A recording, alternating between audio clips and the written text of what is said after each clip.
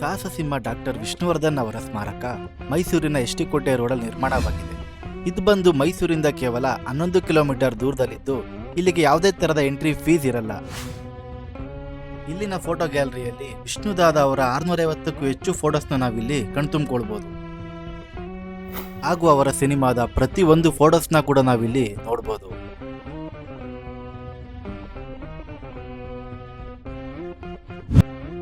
ಒಳಗಡೆ ಎಂಟ್ರಿ ಕೊಡ್ತಾ ಇದ್ದಂಗೆನೆ ನೀರಿನ ಮಧ್ಯ ಒಂದು ದೊಡ್ಡ ಕಡಗನ ಡಿಸ್ಪ್ಲೇಗೆ ಇಟ್ಟಿದ್ದಾರೆ.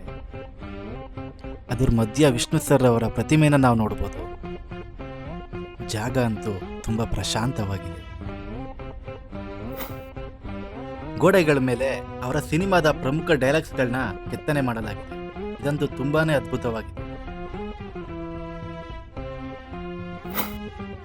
ಮೈಸೂರಿನ ಶಿಲ್ಪಿ ಅರುಣ್ ಯೋಗಿರಾಜ್ ಅವರು ವಿಷ್ಣು ಸರ್ ಅವರ 7 ಅಡಿ ಎತ್ತರದ ಶಿಲೆಯನ್ನ ಕೆತ್ತನೆ ಮಾಡಿದ್ದಾರೆ.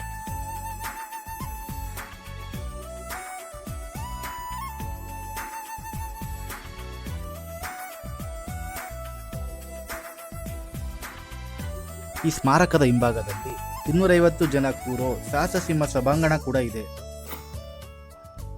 ಕೊನೆಯದಾಗಿ ವಿಷ್ಣು ದಾದಾ ಅವರು ಯೂಸ್ ಮಾಡ್ತಾ ಇದ್ದಂತಹ ಟೊಯೋಟಾ ಸೆಲ್ಕಾ ಕಾರ್ನ ಕೂಡ ನಾವಿಲ್ಲಿ ಕಣ್ತುಂಬಿಕೊಳ್ಬೋದು.